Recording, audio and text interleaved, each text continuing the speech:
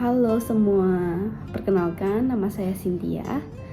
Kalian boleh panggil dengan nama Mandarin, Xiyue, Joy, atau panggil dengan nama bahasa Indonesia juga boleh. Ya, Cynthia begitu. Ini adalah video pertama saya, dimana saya itu membuat video ini karena terpanggil dengan kondisi dunia saat ini, juga dorongan dari hati saya sendiri yang memberikan respon dari pertumbuhan atas diri saya serta dunia di sekitar saya. Sharing ini sebenarnya tidak akan berisi sesuatu yang berat, yang mungkin dalam konteks teori, dalam konteks seperti apa, tapi lebih mengalir, dan ketika inspirasi itu datang, dorongan untuk sharing itu datang, maka ya tinggal sharing aja begitu. Jadi itu maksud saya membuat menjadi satu video juga agar apa yang saya pikirkan, rasakan, dan renungkan ini bisa menjadi referensi mungkin, atau motivasi, atau mungkin juga kritikan bagi setiap dari kita yang menonton video ini, baik itu kamu adalah seorang pelajar dari tingkat manapun itu, mau itu kamu adalah seorang pekerja, guru, senior dalam jabatanmu, dan ataupun atasan dan lain sebagainya. Pokoknya nggak peduli kamu siapa, karena balik lagi sebenarnya pemikiran itu tidak melihat umur, menurut saya sendiri ya, tidak melihat umur dan tidak melihat jabatan atau di mana kamu sekarang berada, posisi apa itu. Pemikiran itu menurut saya adalah milik segala orang, universal, merata, dan dia tidak memandang seberapa banyak harta yang kamu miliki, seberapa banyak kecerdasan di otak kamu yang kamu miliki sejak lahir. Pemikiran adalah sebuah inspirasi yang menurut saya adalah respon terhadap segala bentuk informasi yang masuk ke dalam diri, yang itu menimbulkan sebuah kritikan, sebuah tanda tanya besar di dalam hati sendiri, dan yaitu terjadi banyak renungan dan terjadi banyak penghayatan di dalamnya. Jadi pemikiran adalah milik semua orang. Pemikiran adalah respon terhadap dunia ini. Pemikiran adalah terobosan, dan pemikiran memberikan kemajuan. Apalagi saat ini kan kita berada di bawah kepemimpinan Pak Prabowo, presiden kita RI yang saat ini. Ini tidak menyinggung politik sampai kemana ya, tapi saya sebagai rakyat Indonesia, saya menyadari bahwa peranan rakyat itu sangatlah penting. Kita tidak bisa hanya mengandalkan pemerintah, kerja keras pemerintah untuk mewujudkan impian negara, impian Indonesia Emas 2045. Saya sadar sebagai rakyat Indonesia, impian pemimpin negara juga adalah impian yang diinginkan oleh negara ini. Dan impian dari negara ini otomatis dan alaminya juga adalah impian dari setiap rakyat Indonesia, tidak terkecuali. Itu tidak melihat latar belakang kamu dari suku apapun, agama apapun, dari ras apapun, dari tingkat pendidikan manapun. Sekalipun kamu hanya anak SD, tapi kamu memiliki panggilan untuk negara ini yang tulus, maka lakukan, maka majulah. Tidak peduli kamu dari tingkat strata, kita katakan saja misalnya dari rakyat yang masih kelas bawah misalnya, sampai yang misalnya di kelas atas, tetap sama rata gitu. Kita adalah rakyat Indonesia, dan kita memiliki tanggung jawab dan hak untuk bersama berjuang untuk mewujudkan Indonesia Emas 2045. Jadi menurut saya juga sebagai seorang generasi muda Indonesia, pemikiran itu sangat penting untuk membangun negara. Tanpa pemikiran, kita akan mengikuti pemikiran dari bangsa lain. Tanpa pemikiran, kita akan mengikuti apa yang diinstruksikan kepada diri kita. Padahal negara kita memiliki ideologi kita sendiri. Negara kita memiliki sumber daya kekuatan yang dimiliki dan berpotensi untuk menjadi kekuatan untuk negara kita sendiri. Jadi kita tidak perlu bergantung pada negara lain. Seperti yang dikatakan oleh Pak Prabowo dalam setiap pidatonya, kita adalah negara yang bisa berdiri sendiri di kaki kita sendiri. Ya, jadi pemikiran itu sangat penting. Memiliki pemikiran kritis, mungkin tepatnya pemikiran kritis, dan itu tentu saja berlandaskan pada ketulusan hati, kesetiaan pada negara.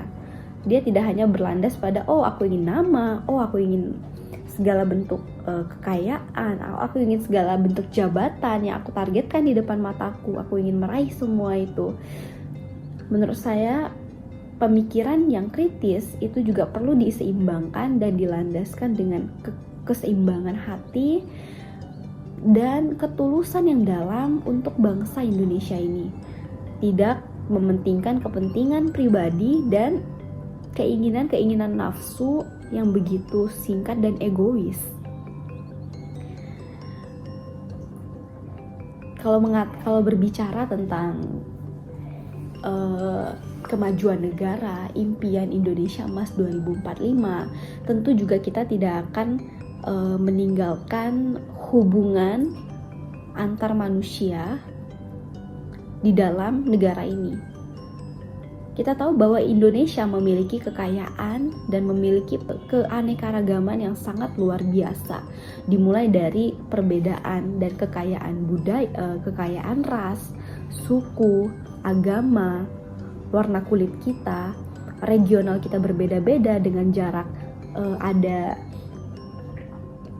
aliran samudra, sungai yang memisahkan setiap regional kita.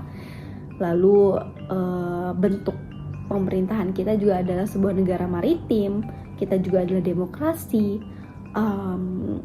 kita memiliki kekayaan bahasa yang luar biasa, bahasa daerah, dan ada bahasa Indonesia sebagai bahasa pemersatu bangsa. Lalu selain itu juga kita memiliki bentuk pemikiran yang berbeda. Mungkin setiap regional, setiap suku, setiap budaya dan agama itu memiliki bentuk pemikiran yang berbeda. Nah, tapi sebenarnya kita memiliki satu filosofi Nusantara yang sama, yaitu Bhinneka Tunggal Ika. Jadi sebenarnya di dalam banyak perbedaan yang kita miliki, kita memiliki begitu banyak persamaan. Sebenarnya perlu ada upgrading pemikiran menurut saya, di mana kita tidak lagi melihat perbedaan itu adalah perbedaan itu sendiri. Mungkin memang perbedaan itu adalah perbedaan itu sendiri, ya, tapi tidak berhenti pada level di mana perbedaan itu harus berakhir sebagai pembatas atau dinding tembok. Jadi ketika misal kita lihat sebenarnya di sekitar kita dari hal terkecil pun semuanya itu berbeda.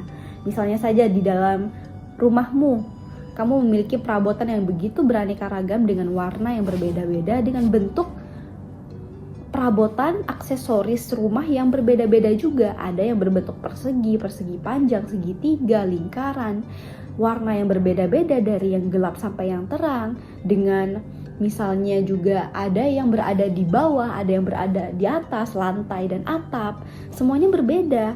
Tidak perlu jauh misalnya, bukan hanya di rumah, tubuh kita sendiri itu memiliki begitu banyak perbedaan.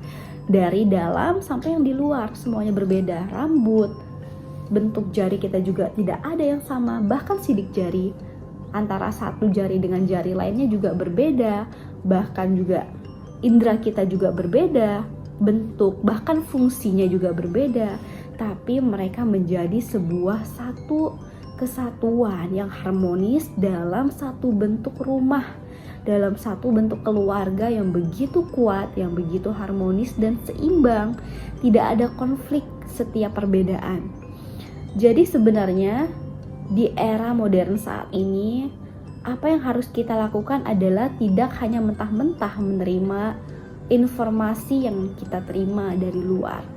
Yaitu, ketika kita menemui perbedaan, ya sudah, kita berbeda dengan dia, kita berbeda dengan ini itu, akhirnya menimbulkan aku yang benar, akulah yang benar, kamu salah. Akulah yang seharusnya begini, kamu tidak seharusnya begitu. Akulah yang seharusnya memiliki dan mendapatkan hak ini, kamu tidak seharusnya begitu.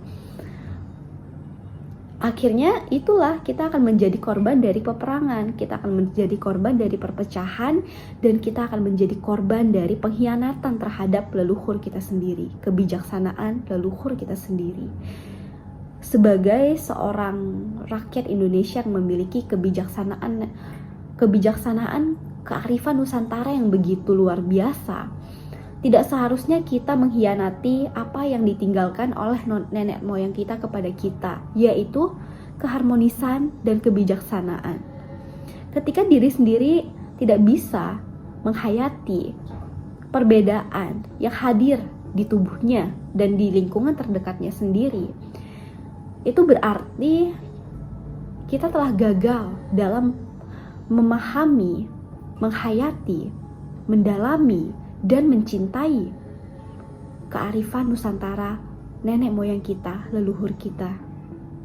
Dan ini adalah hal yang begitu berbahaya. Bahkan dari hal terkecil pun kita tidak bisa menerima dan menoleransi serta menghayati perbedaan. Mau katakan hal yang lebih besar itu adalah untuk mewariskan budaya dari nenek moyang, leluhur kita. Itu adalah omong kosong. Kita harus mulai dari hati kita sendiri. Bagaimana cara kita menghayati perbedaan? Bagaimana cara kita memahami bahwa ternyata dalam setiap perbedaan yang kita miliki itu adalah sebuah keharmonisan yang kuat. Layaknya seperti tubuh kita yang terdiri dari segala macam perbedaan ini. Semuanya berbeda dengan fungsinya masing-masing. Mulut dengan fungsinya, hidung, mata, alis, dan telinga, kulit, semuanya memiliki fungsinya masing-masing. Dan itu begitu sempurna menjadi satu tubuh, yang itu adalah menjadi dirimu, menjadi diriku Cynthia. Itu luar biasa. Sama seperti Indonesia adalah satu tubuh Bhinneka Tunggal Ika.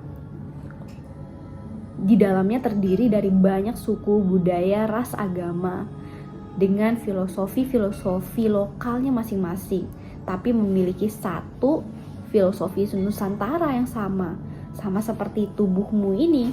Kita memiliki satu filosofimu, pemikiranmu, ya kan?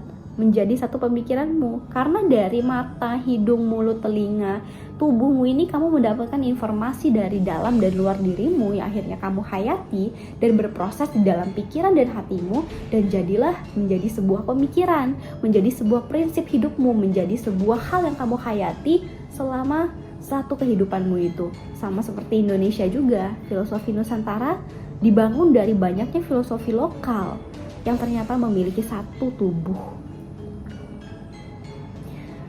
Jadi sebenarnya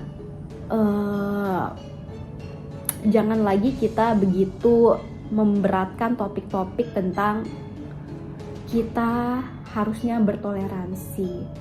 Setiap agama itu seharusnya saling menghargai perbedaan. Seharusnya itu di zaman saat ini bukan lagi menjadi topik kita, karena memang pada seharusnya itu menjadi landasan kita dalam berperilaku, bertindak, berpikir, apalagi dengan setiap dari ras, suku, agama memiliki filosofi keharmonisan, kasih, keindahan, cinta, dan lain sebagainya apapun, sopan santun, menghargai orang lain, saling membantu, harmonis dengan orang lain, harmonis dengan alam. Bukankah jadi seharusnya topik toleransi itu sendiri sudah seharusnya menjadi topik yang sudah jadul seharusnya. Kita tidak lagi perlu membahas terus-menerus topik toleransi, karena seharusnya saat ini yang harus kita bahas adalah kesatuan itu sendiri. Kita telah menjadi satu. Bukan berarti menyamakan, satu bukanlah persamaan. Balik lagi, semua perbedaan yang ada di tubuhku ini itu menjadi satu kesatuan, yaitu Cynthia, aku, diriku. Sama seperti Indonesia, segala bentuk perbedaan itu menjadi satu, Indonesia. Jadi apa yang dikatakan sebagai satu, kesatuan Indonesia, persatuan Indonesia itu adalah dari banyaknya perbedaan itu ternyata kita adalah satu tubuh, kita saling memiliki fungsi kita masing-masing dan kita harmonis di dalamnya. Ketika konflik terjadi, ketika kesalahpahaman terjadi, kita menggunakan kebijaksanaan leluhur nenek moyang kita untuk menyelesaikan masalah, bukan menggunakan ego setiap diri kita, menggunakan ego. Jikalau saat ini mataku memiliki egonya sendiri, hidungku memiliki egonya sendiri, dan aku memiliki kebutuhanku sebagai seorang manusia. Cynthia ini membutuhkan satu kesatuan, kerjasama setiap dari input-input unit-unit ini. Lalu mataku ingin hanya terbuka ketika di pagi hari. Dia menolak untuk terbuka di sore hari. Jadi ya sudah, aku tidak bisa melihat di setiap sore. Karena dia ego, dia memiliki prinsipnya sendiri. Dia tidak ingin untuk kepentingan tubuh ini bersama, yaitu Cynthia. Nafas ini hanya ingin bernafas di ketika malam hari, misalnya ketika tidur. Dia tidak ingin bernafas ketika tubuh ini ingin bergerak. Dia memiliki prinsipnya sendiri. Matilah. Hancurlah tubuh ini. Bukan lagi Cynthia tapi melainkan robot mungkin. Robot yang dikontrol oleh setiap dari unit-unit ini. Tapi kenyataannya mereka tidak seperti itu. Mereka memiliki satu prinsip yang sama di dalam setiap fungsi dan perbedaannya masing-masing. Itulah kehebatan dari tubuh kita ini. Dan itu sebenarnya pesan yang mungkin ingin disampaikan kepada Sang Pencipta, Sang tertinggi alam semesta kepada kita melalui tubuh ini. Ingin kita belajar untuk menilik ke dalam diri bahwa ternyata di dalam perbedaan-perbedaan ini aku bisa menghayati kesatuan di dalam tubuhku. Ketika kita bisa menghayati ini, tentunya ketika kita menghadapi dunia di luar tubuh kita, yaitu orang lain, masyarakat, negara, dunia bahkan, kita tidak akan kesulitan dalam memahami apa itu persatuan. Kita tidak akan lagi dilibatkan dengan namanya apa? Konflik, pertentangan, kesalahpahaman, perbedaan yang menimbulkan segala bentuk perang maupun pertikaian. Tidak ada lagi bahasan seperti itu. Itu sudah menjadi bahasan kuno mungkin, yang dulunya telah menjadi jejak-jejak sejarah dan itu hanya menjadi rekaman bagi kita. Tapi nyatanya sekarang itu masih terjadi. Itu masih terjadi di tengah kita saat ini. Dan malah itu masih menjadi sesuatu yang perlu kita waspadai. Ini begitu menyedihkan menurut saya. Kita telah lama merdeka, 1945. Kita telah banyak belajar dari sejarah kita. Peperangan, dijajah, budaya kita, bagaimana cara kita mempertahankan nilai-nilai leluhur kita. Kita telah mengalami itu semua di masa lampau. Tapi rasanya seperti belum merdeka karena kita masih seperti dikontrol. Masih belum mengenal siapa diri kita sebenarnya sebagai rakyat Indonesia, sebagai Indonesia yang utuh. Rasanya saat ini kita masih berada di sesi dimana seperti tadi, mata ingin menjadi fungsinya sendiri. Dia ingin melihat ketika dia ingin melihat, ketika tidak mau melihat ya sudah dia tutup mata itu. Hidup hanya ingin bernafas ketika dia ingin bernafas. Mulut hanya ingin berbicara dan makan ketika dia ingin berbicara dan makan. Sisanya ya sudah tutup mulut, biarkan kalau misal tubuh ini mati ya sudah mati. Telinga hanya ingin mendengar ketika dia ingin mendengar, sisanya ya udah tutup telinga, nggak mau mendengar. Mereka punya kepentingannya sendiri, tidak ingin memiliki satu persatuan tubuh yang sama. Akhirnya Cynthia ini menjadi apa? Hancur lebur. Bukan lagi saya mungkin, tubuh ini tidak akan lagi eksis mungkin, karena semuanya punya kepentingannya masing-masing. Jadi itu sih yang sebenarnya di awal pertama kali saya merekam video ini, saya memiliki sebuah panggilan, sebuah renungan sebuah penghayatan yang dimana itu adalah sebuah akumulasi kesadaran tentang saya bagaimana melihat, memahami, dan menghayati kehidupan ini sebagai kehidupan itu sendiri, kehidupan manusia, dan alam semesta. Sebenarnya kita perlu tahu bagaimana menempatkan diri. Saya yakin di setiap kebudayaan lokal kita masing-masing, mau itu kita berada di Jawa, Sumatera, Kalimantan, Sulawesi, maupun di sisi bagian Papua sana, dimanapun itu, kita memiliki satu nilai yang mengatakan bahwa sebagai seorang manusia kita harus tahu tempat posisi sebenarnya di mana kita berada, di mana kita berpijak. Apa yang ingin saya katakan adalah saya sering berpikir, saya sebagai seorang manusia yang bernama Cynthia ini, dengan usia, dengan identitas saat ini, apa nilai saya di dunia ini? Pertama, di mana nilai saya sebagai seorang Cynthia, seorang dari pribadi saya sendiri? Di mana nilai saya sebagai seorang manusia? Bagaimana nilai saya sebagai seorang anak dari keluarga saya? Bagaimana nilai saya sebagai seorang penduduk dari bagian masyarakat sosial? Bagaimana nilai saya sebagai seorang rakyat dari sebuah negara? Bagaimana nilai saya sebagai seorang penduduk dari bumi planet ini, dunia ini, seluruh negara? Bagaimana nilai saya? Lebih besar lagi, bagaimana nilai saya sebagai sebuah entitas kecil di alam semesta ini? Jadi itu seperti kalau misalnya dalam ungkapan-ungkapan lokal, mungkin di Bali banyak yang mengatakan, ataupun Jawa, itu dari mikrokosmos menuju makrokosmos, dari memahami mikrokosmos menuju makrokosmos, ataupun dari makrokosmos menuju mikrokosmos. Mungkin kita bisa bahas mikrokosmos dan makrokosmos ini pada pembicaraan berikutnya, karena balik lagi, entah kalian tahu atau enggak, tapi mikrokosmos dan makrokosmos itu bukan hanya sekedar ungkapan. Dia adalah tuntunan bagi kita. Dia adalah sebuah pesan dari leluhur kepada kita. Mikrokosmos dan makrokosmos bukan hanya ada di Indonesia. Jika kalian tertarik dengan budaya, maksudnya karena kan di dunia ini bukan hanya Indonesia ya, bukan hanya Indonesia yang eksis, banyak kebudayaan lain yang eksis. Salah satunya yang saya dekat itu adalah Tiongkok. Kebudayaan timur kita sering didominasi oleh filosofi dari India maupun dari Tiongkok. Dan filosofi Tiongkok sendiri, mikrokosmos dan makrokosmos itu telah menjadi satu di dalam kehidupan keseharian.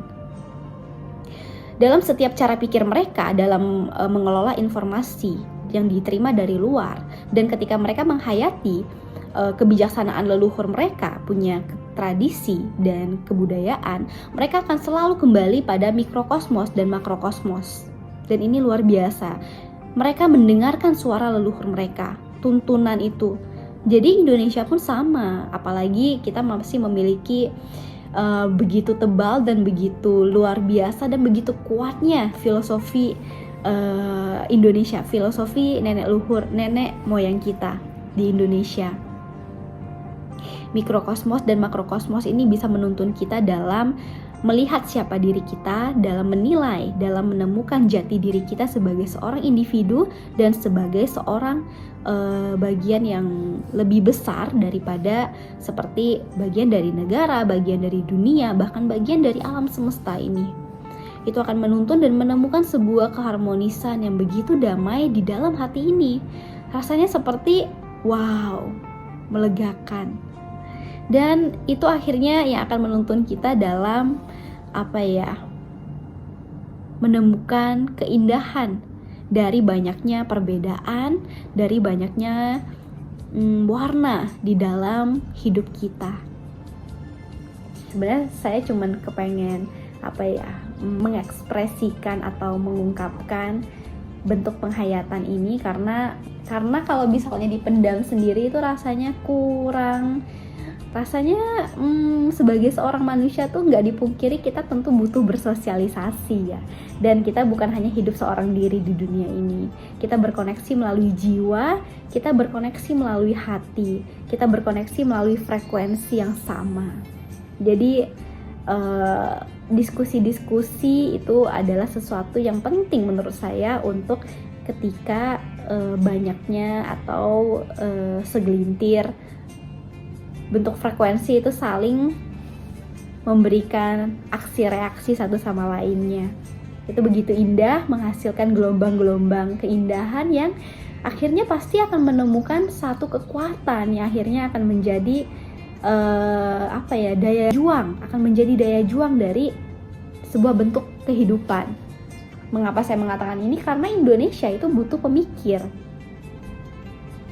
Saya percaya Indonesia memiliki banyak pemikir, banyak sekali pemikir, tapi karena kita dihadapkan dengan tantangan-tantangan dunia materi. Apa yang saya maksud dengan dunia materi itu adalah kita ingin bertahan hidup di era modern ini. Kita butuh uang, kita butuh pekerjaan, kita butuh masa depan. Tapi jangan lupa, kehidupan ini bukan hanya tentang uang, bukan hanya tentang bagaimana kamu akan bertahan hidup besok. Kita bukan hanya memiliki jiwa, hanya memiliki badan fisik yang perlu dihidupi. Kita punya jiwa. Kita punya jiwa yang perlu dihidupi. Dan sebenarnya apabila kita hanya menggantungkan semuanya dimulai dari aku ingin memenuhi apa yang jasmaniku butuh dulu, baru aku bisa menemukan kebahagiaan di jiwaku. Itu adalah sebuah kebalikan. Yang bentuk kehidupan materi itu mendahului kebutuhan jasmani, kebutuhan rohani. Padahal ketika rohani kita cukup, ketika jiwa kita itu sudah kaya, secara otomatis segala hal yang berada di luar diri, yaitu jasmani ini dan kebutuhan akan jasmani ini untuk pemenuhannya, itu akan secara alami datang. Secara alami datang pastinya apabila rohani dan jiwa ini bergerak secara harmonis dan tepat. Begitu. Jadi memang Indonesia jangan kaget dengan modernitas, tolong. Jangan begitu bodohnya dalam memahami modernitas, tolong. Ketika kamu memahami modernitas, tolong kembali pada tradisimu, tolong. Jangan mentah-mentah hanya berjalan ke depan tapi tidak menoleh lagi ke samping, kiri, kanan, dan belakang. Ini sedang terjadi saat ini. Kita sedang berjalan di dalam modernitas kita, kemajuan dalam bidang teknologi, kemajuan dalam bidang misalnya ekonomi. Tapi tolong, jangan kita terbodohi dengan modernitas. Kembalilah pada tradisi, pahami tradisi, cintai tradisi, baru kamu cintai modernitas. Lalu berjalanlah beriringan. Jangan biarkan modernitas berjalan di depan lalu tradisi di belakang, ataupun sekarang tradisi berjalan duluan, kita tinggalkan saja modernitas. Walaupun itu mungkin agak sulit di zaman saat ini, modernitas itu akan berjalan di depan tentunya. Jangan, mari kita berjalan beriringan. Biarkan Indonesia itu menjadi negara di mana kita bisa menyeimbangkan antara tradisi budaya kita dengan modernitas zaman. Disinilah dimana sebenarnya Indonesia emas itu akan terwujud, dimana kita bisa menyeimbangkan antara nilai tradisi dengan nilai modern, nilai kebebasan dengan nilai aturan. Aturan di sini tentunya memiliki fleksibilitasnya sendiri. Jangan salah paham, jangan menyempitkan makna antara modern dan tradisi. Walaupun saya bukan orang yang benar-benar mendalami tentang teori-teori budaya, tapi itu adalah sesuatu yang ketika kamu memiliki aliran energi yang seharusnya benar, ke arah yang benar, ke arah yang itu tuh adalah sebuah bentukan keharmonisan yang dia tuh terhayati di dalam dirimu, kamu tidak mungkin tidak bisa memahami hal-hal sederhana seperti ini, karena kembali lagi budaya itu adalah bagian dari manusia, dan aku sebagai manusia tentunya aku punya pemikiran singgahan di sana. Tidak harus aku memiliki latar belakang seorang teoritis budaya atau budayawan tertentu baru, atau menang penghargaan tertentu baru saya boleh mengatakan semua ini. No, menurut saya sebagai seorang manusia, balik lagi dari esensinya sendiri, setiap orang memiliki titik bangunnya sendiri, titik cahayanya. Dengarkan titik cahaya itu dan dia akan menuntunmu. Tidak perlu kita memiliki sejuta buku untuk menuntun kita, tidak perlu kita memiliki sejuta piala penghargaan piagam untuk menuntun kita di masa depan. No. Jadi itu yang pengen saya sampaikan di video kali ini. Mungkin akan ada banyak hal yang ingin saya diskusikan mungkin dengan banyak frekuensi di seberang dunia maya di sana, siapapun kalian.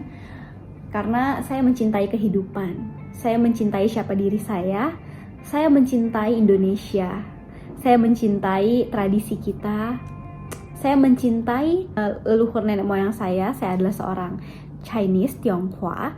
Tapi saya mencintai keduanya. Saya mencintai budaya Tionghoa, saya juga mencintai budaya Indonesia. Saya juga mencintai budaya dunia ini. Saya mencintai dunia ini. Saya mencintai nafas yang selalu hadir setiap pagi bagi saya. Saya mencintai suara kicau burung yang setiap pagi selalu menyambut saya. Saya mencintai ketika tubuh saya masih bisa bergerak dengan begitu segar, menari dengan begitu bebas setiap pagi.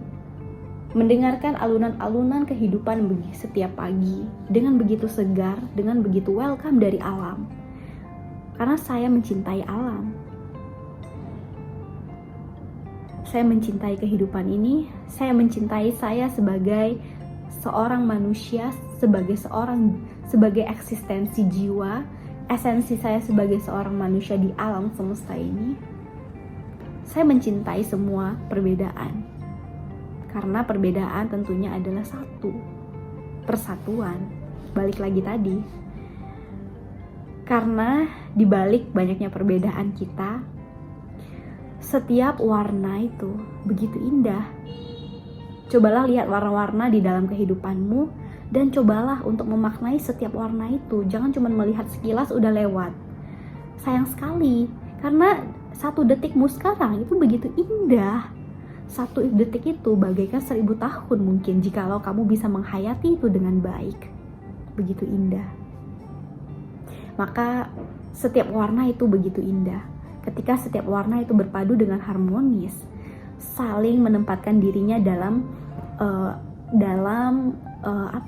jati dirinya masing-masing, tapi tidak meninggalkan persatuan. Wow, luar biasa. Begitu indah. Saya sarankan mulailah dari bagaimana kamu melihat realitas dunia ini.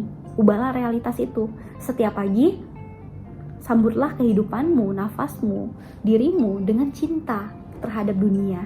Dengan antusiasme dalam menyambut dunia ini. Walaupun mungkin berat karena kamu mungkin menghadapi tantangan yang berbeda. Setiap dari kita menghadapi tantangan yang berbeda. Mau itu dari segi apapun, uang dan lain sebagainya. Tapi balik lagi guys, balik lagi teman-teman. Apa yang terjadi di luar diri kita, apa yang kita pikir kita butuhkan itu sebenarnya itu hanyalah nafsu dari apa yang diberikan kepada otak kita di zaman era modern ini, tahu? Pelajari itu. Apakah itu benar bagimu? Yang terpenting adalah jangan hilangkan esensi kebahagiaan di dalam dirimu. Ikutilah kata hati ini, dia yang akan menuntunmu. Dia yang tahu apa yang sebenarnya kamu butuhkan. Mungkin bukan uang yang kamu sebenarnya butuhkan, hanya sebuah kesadaran akan nafasmu setiap pagi.